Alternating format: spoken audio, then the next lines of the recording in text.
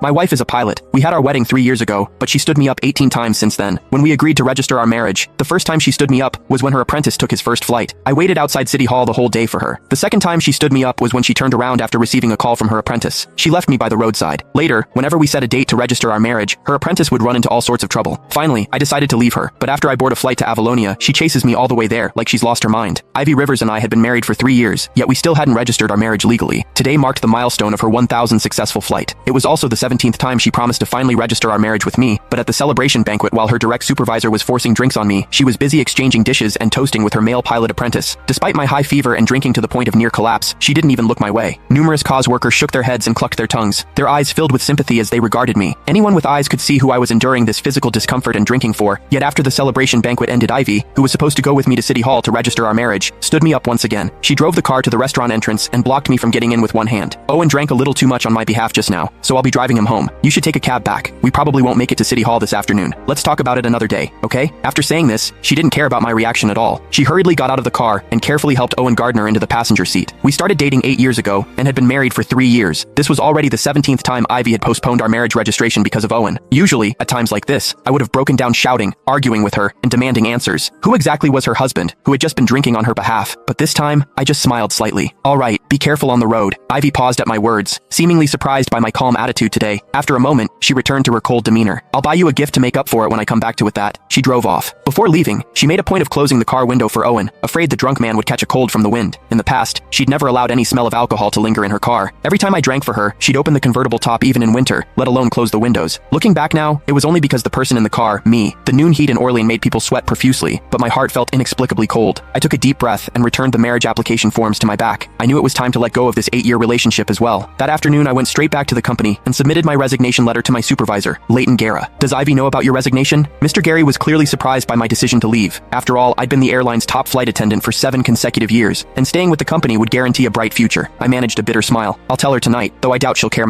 These past few years you two flew new routes to get together, and won company awards together. The CEO even attended your wedding personally 3 years ago. Everyone was so envious, but I suppose Mr. Guerra trailed off with a long sigh, his voice full of regret. Yes, those were indeed beautiful memories, but memories were just memories. We could never go back. After submitting my resignation, I returned home around 10 p.m. The house was eerily quiet and empty. On my phone, a social media post from Owen popped up because he'd specifically tagged me. The caption read, "Special, thanks to my beautiful mentor for staying by my side all afternoon as a thank you. I'm taking her to Marcus Vay's concert tomorrow. Looking forward to it." I knew then that Ivy, who'd said she'd come home at noon, wouldn't be returning. This had happened too many times in our 3 years of marriage. After making myself a simple bowl of instant noodles, I opened my email looking at the job offers from over 10 airlines across different countries. My cursor landed on the one from Meridian Airways in